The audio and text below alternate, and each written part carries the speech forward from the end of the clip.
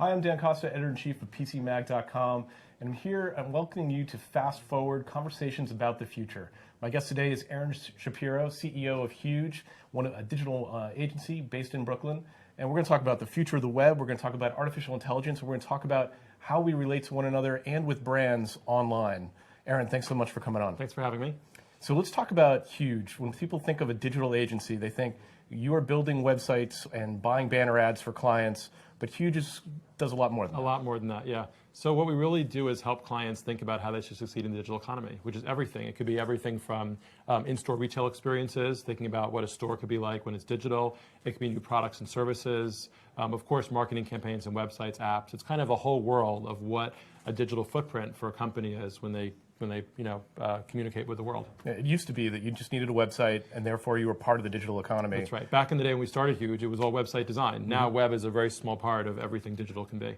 Yeah, and so you focus on the overall user experience, not just a brand message. That's right. So we think about the overall experience of how people interact with a company online, which is everything. It's from mobile devices. It could be touch interfaces, websites definitely. Also, if you're in a store, what that experience could be like digitally there. It's every single touch point that a person has with a company is what we help design and optimize. So what are some of the projects you're most proud of? Oh, so many. I mean, everything, what we've been really fortunate enough since the early days of Huge is to be part of so many of the transformational things of how the internet has evolved. From the early days of our work, we were, believe it or not, one of the first airlines to put a mini booker on the homepage so you can book an airline through JetBlue. Later on, we did the first big social media initiative with Pepsi Refresh. HBO Go, which defined how people use video streaming over the internet. More recently, we're doing a lot of things around new products and services, like we're launching right now a competitor to Venmo for a lot of the major banks. So I feel really lucky personally to be involved in so many of how much the internet has evolved and the kind of work that we do that helps set the standard for what excellence in digital is on the internet. So talk to me a little bit about sort of the unique value that Huge brings. Because it used to be design, we'll get your site up, we'll design it for you, we'll make sure it works, and that was a certain skill set.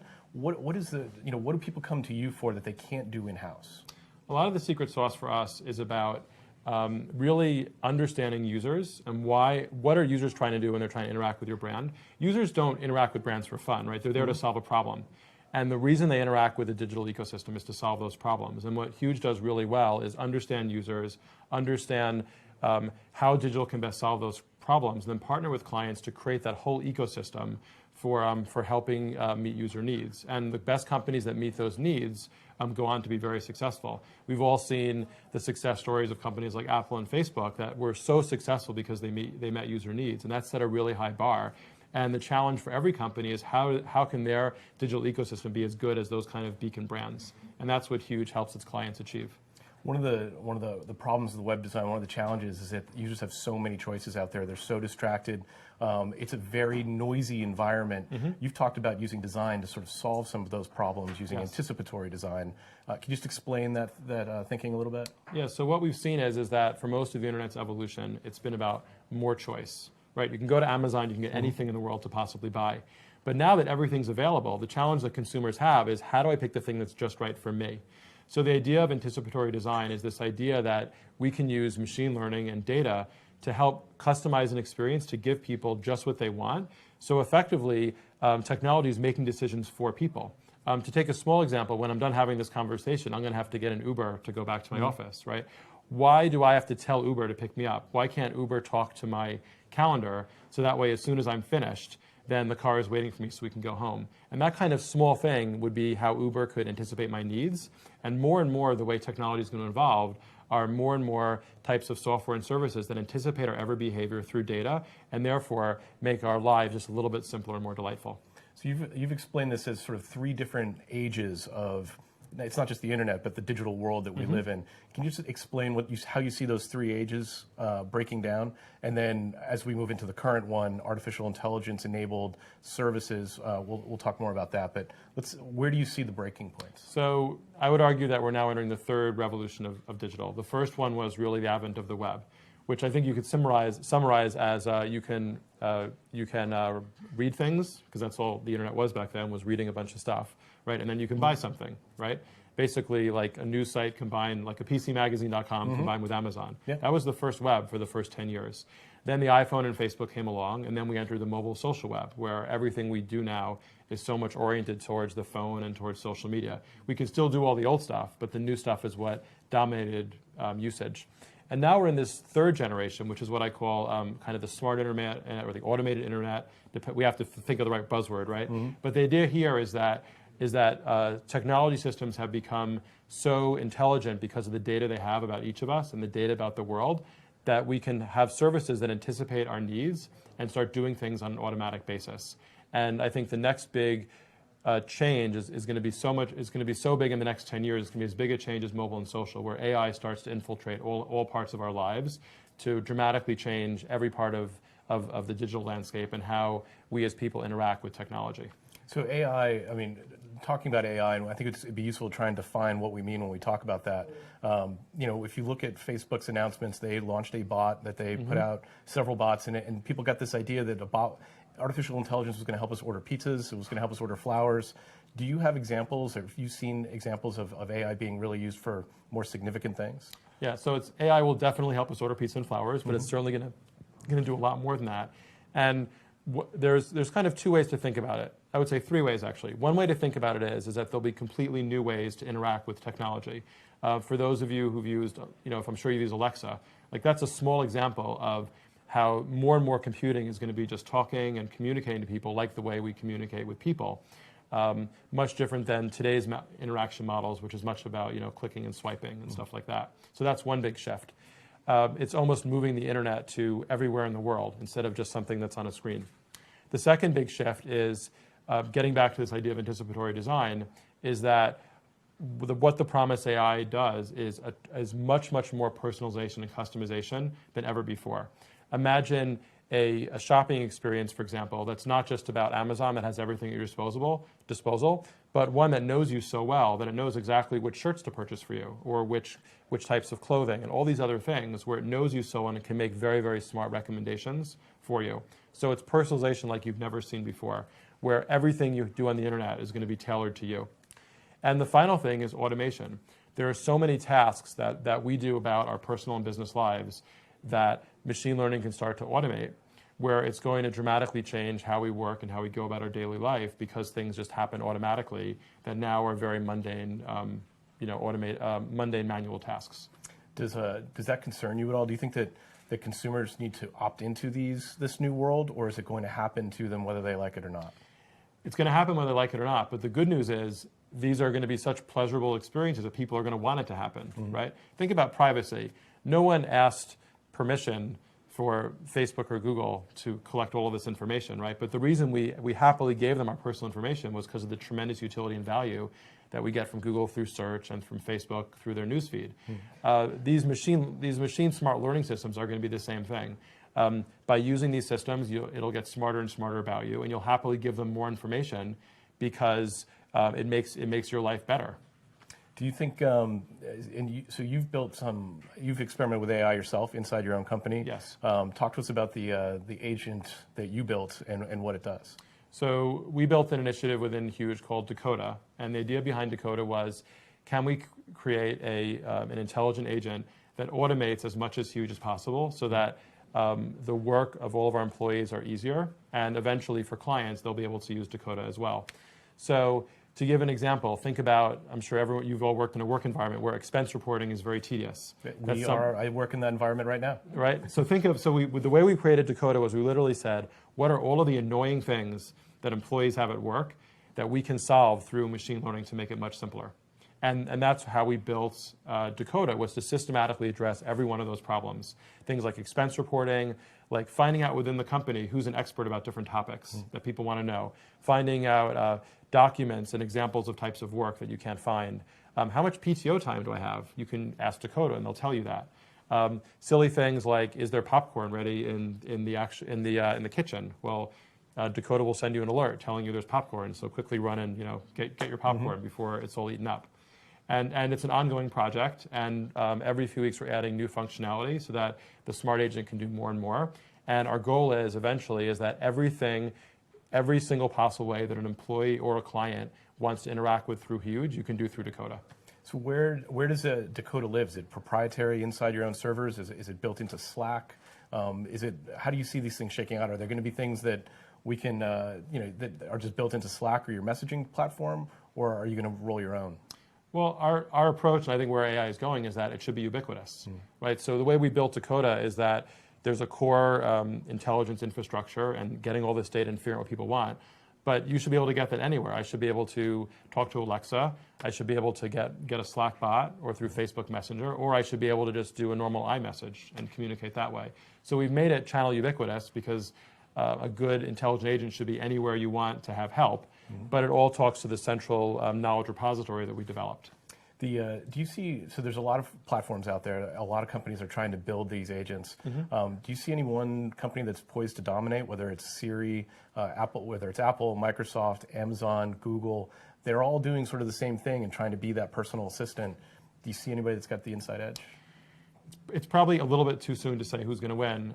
I think there'll be multiple winners, but clearly some types of intelligent agents have a lead. I think it'll be hard, given Alexa's traction, for anyone to catch up to them in the home automation space. Well, certainly Google and Apple are trying.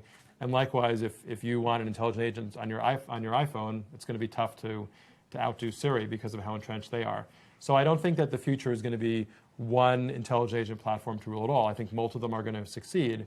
And I also think, though, that for companies, that's okay, because you can pretty easily support a lot of these platforms as long as you've solved a lot of the key intelligence problems and build it properly. Building the knowledge base is the most important thing, and then lots of platforms will be able to access it. That's right. And the great thing about AI nowadays is that a lot of the kind of foundational tools, like voice recognition and things like that, are now open libraries that are available to anyone through a cloud platform or through an open source software. I read this great article how Zuckerberg in his annual thing launched Jarvis. He said it took 16 hours of coding. And that seemed crazy, but actually, when you understand the technologies that are at play and what's available, that's kind of true. You don't have to reinvent facial recognition. That exists. There are good APIs for that. There are good APIs for voice recognition and so forth. So what you really have to do is build a knowledge repository and connect all these systems together to create a good AI solution for either personally or for your company. Yeah, it's interesting. That's the thing that's changed, that all the pieces, all the ingredients for the recipes are out there. As I was researching the story, I was amazed at how many turnkey build your bot in a WYSIWYG interface are out there and available right now. It's amazing. If you've got questions about artificial intelligence or the future of the web, let us know in the comments section. We've got a question right now. Okay. So AI could be potentially disruptive to a lot of different industries. What's your advice to people who are, say, just entering the job market now to stay ahead of that curve? That's a great question. So AI is certainly affecting a lot of industries, but I also think it's going to create a lot of job opportunities. And the best advice I would have for anyone entering the job market is learn how to program. Whether you want to be a programmer or not, I think programming is a foundational tool that helps you be successful as a business manager or even a designer, whatever you want to be. And the more fluent you are at technology, the better you're going to be at adjusting to the new world. And I think that certainly AI is going to destroy some jobs, but it's going to create many, many new jobs when people have to figure out how to build AI systems and how AI systems can be properly applied to different sectors. I think the White House just put out a report today saying that AI was going to cause massive job loss, but we could retrain our workforce and we could be better prepared for it than we would be. How concerned are you? We've covered it a lot on this show and in PCMag, that there are a lot of automated tasks that are just putting people out of work, and those jobs are not coming back. Transportation jobs, service jobs. How much does that worry you?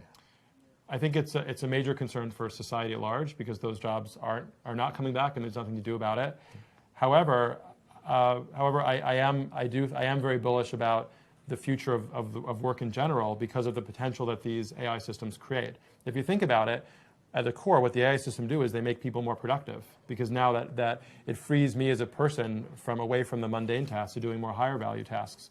So it is a big shift in our economy, and a lot of people are going to have to be retrained, and it's going to be pretty gut-shaking for a lot of people. But when you get through the other end of it, we're going to have a society that's much more productive and have a much higher standard of living as a result. The other thing people are concerned about, particularly with these voice-driven interfaces, VUIs, voice user interfaces, just having that perpetual surveillance and monitoring, so it's always listening to you, and that's bothering a lot of people. Amazon had to redesign their device so it actually has a button that lets you know that it's not listening. A little red button, a little red light goes on to make it very clear that it's not monitoring you. How big a deal do you think that is in real life? And then do you think people really should be concerned about that? Well, it goes back to the trade-off we talked about before. If a big brother system is listening to your voices all the time and you're getting no value in return, then it's a real problem.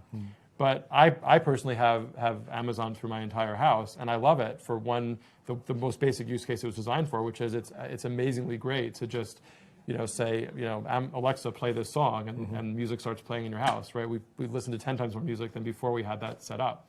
So if you get the right value, people are willing to make those trade-offs. But definitely there has to be an appropriate legal framework in place and trust for these companies that they're not abusing their surveillance rights. But the value of good AI is so big that I think people will happily make that trade-off. So we have another question from the audience. What are your thoughts on AI web design services like the Grid? I think they're really interesting, and for certain types of use cases and applications, I think they're actually pretty good. We've discussed a lot internally at Huge because a lot of our work is still web design work, and we always think, wow, are these intelligent design things going to go away? And I would say that for certain types of lower end solutions, absolutely, they're very good products. And I personally recommend things like Squarespace to colleagues that want basic websites done. And what it does is, like most AI solutions, it forces firms like us to do higher value, more sophisticated solutions that automation can't hope to achieve.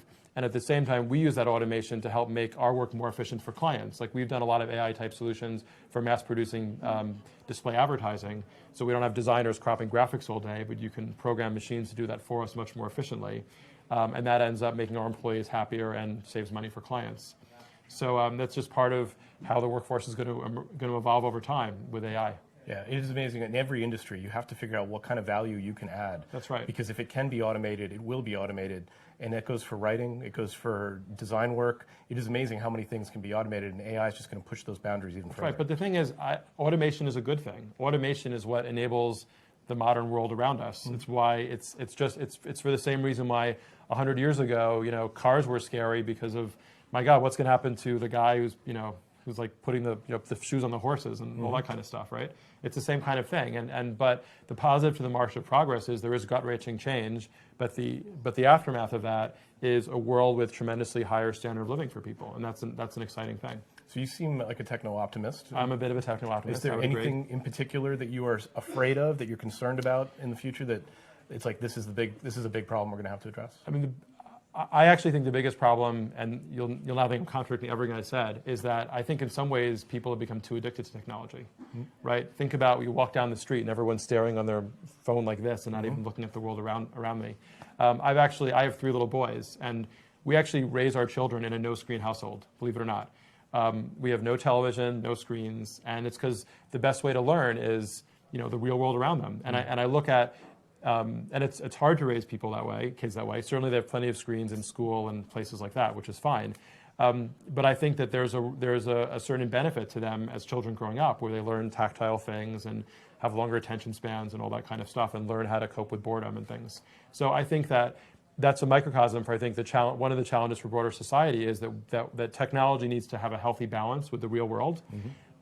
I'm going to guess that 10 years from now, it's going to be as funny seeing pictures of people walk down the street with their phones as like the boom boxes from the 80s, right? Like, isn't that funny how everybody, we're looking at this and banging into people, right? I saw a guy walking down Park Avenue the other day with a tiny little Bluetooth speaker that you could hold in your hand, and it was blasting music. Right. But it just didn't have the same look. Like, it was the same volume, but it looked like it weighed less than a pound. Oh, it's crazy. It's so funny. I mean, I go to the park. I take my kids to the park.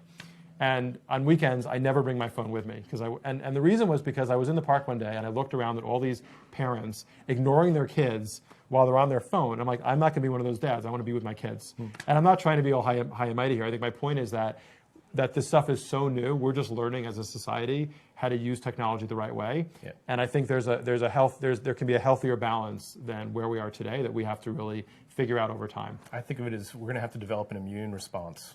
in order to maintain our sanity to these new technologies because we're just not used to it. Yeah. And yeah, we've seen that same thing happen. On a more optimistic note, so you travel the world. You're a very big, successful, successful company. What are the technology tools that make your life easier, that help you get stuff done? Personally, I'm a big advocate of traveling light, comically light. So I have my phone with me, and I have a little portable keyboard that folds open that can connect to my iPhone. And when I travel, that's all I bring with me. So no laptop, no tablet. No laptop, no tablet. Because to me, it's speed, agility, lightness is key. I hate schlepping all the stuff through the airport, so I go as light as possible. In fact, I went to Toronto last week. I stayed overnight. Everyone thought I was crazy because I brought no bag, and they're like, "Well, how did you actually bring a change of clothing?" And I actually had like pockets in my coat pocket, which had like all of my like sundries that I needed, and I just like walked on the plane with nothing. Is it an ordinary jacket or is it like a Scotty vest with like secret component pockets it everywhere? It is an ordinary jacket that has more pockets than usual. So Okay, I was able to pull off the, putting things in random places to go through. So that's what I do. I'm all about traveling very light. Key travel equipment, a phone, a attachable keyboard, and a jacket with lots of pockets. Jacket with lots of pockets. That's right. And the other key thing is a dongle to connect your phone to HDMI.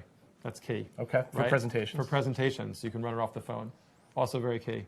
Very cool. By the way, I went through about literally 10 different keyboards to figure out just the right keyboard that connects to this one. You're going to ask me which one it was, and I don't quite give remember. It a plug. This would be per time I remembered which one it was. You know what? We'll put it in the show notes later. So when we do the transcript, we'll be able to direct people to actually make that sale because we want people to buy those keyboards. Okay, so that is my keyboard of choice for light traveling. Very cool. So how can people catch up with you, catch up with Huge, find out what you're doing?